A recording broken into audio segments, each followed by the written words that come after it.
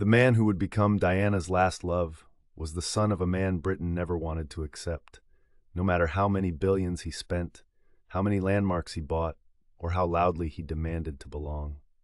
Mohamed Al-Fayed was born on January 27, 1929 in Alexandria, Egypt. His father was a primary school teacher. There was no family fortune, no dynasty. Mohamed started by selling Coca-Cola on the streets of Alexandria as a teenager. Later, he sold Singer sewing machines door to door.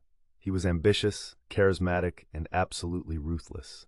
His first major break came through marriage.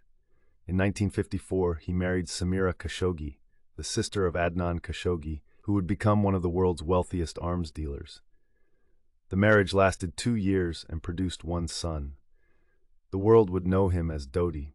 Mohamed built his fortune through port contracts in Dubai and real estate in London.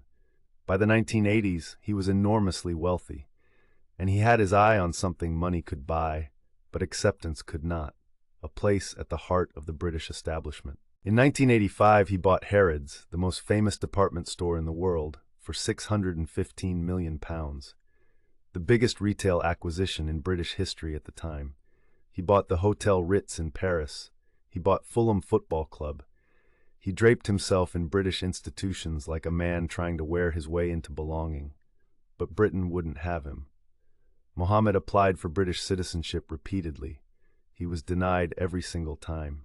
In 1988, a Department of Trade and Industry investigation concluded that Mohamed had perpetrated a substantial deceit about his background and business dealings.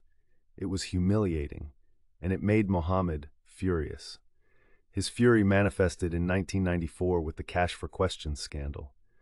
Mohamed had been paying conservative members of parliament to ask questions in the House of Commons on his behalf.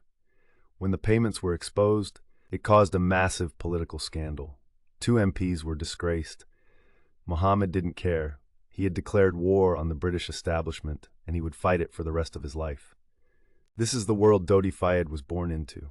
Not poverty, extraordinary wealth, but also not acceptance. Dodi grew up in the shadow of his father's ambitions and his father's rage. He was educated at the finest institutions money could buy: Institut La Rosey in Switzerland, the school of kings and billionaires' sons. He briefly attended the Royal Military Academy at Sandhurst. Then he moved to Hollywood. Dodi became a film producer. He was an executive producer of Chariots of Fire, which won the Academy Award for Best Picture in 1982. He also produced Hook and FX. He lived a lavish life: private jets, yachts, models, but the personal life was turbulent. He married model Suzanne Gregard in 1986. They divorced 8 months later. In 1997, he was reportedly engaged to American model Kelly Fisher. He had bought her a house in Malibu. Dodi was also a cousin of Jamal Khashoggi, the Washington Post journalist who would be murdered by Saudi agents inside the Istanbul consulate in 2018. The Khashoggi family connections ran deep and dark on both sides. In the summer of 1997, Mohamed Al-Fayed saw an opportunity. Diana, newly divorced and recently heartbroken over Hasnat Khan, was looking for an escape. Mohamed invited her and her boys, William and Harry, to join his family on their yacht in St. Tropez. Diana accepted.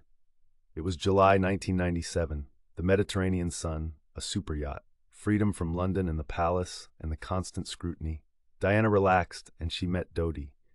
The romance moved at extraordinary speed. Within weeks, Diana and Dodi were inseparable. Paparazzi captured them embracing on the yacht. The photos went global. Kelly Fisher, Dodi's fiancée, found out about the relationship from those photographs. She filed a breach of contract lawsuit. She would drop it after his death. By late August, the couple was in Paris. 29 paparazzi were tracking their every movement. Mohamed's empire provided the infrastructure: the Ritz Hotel, the cars, the security. On August 30th, Dodi visited a high-end jeweler near the Place Vendôme and selected a ring. Mohamed would later call it the engagement ring. Investigators could never confirm an engagement. There is no evidence Diana was pregnant. The ring exists, its meaning does not. What is certain is this: on the evening of August 30th, 1997, Diana and Dodi checked into the Hotel Ritz Paris. They had dinner. 30 photographers were camped outside the front entrance. The couple wanted to leave. They wanted privacy. A plan was made. A decoy car would leave from the front. Diana and Dodi would slip out the back, in a different car with a different driver.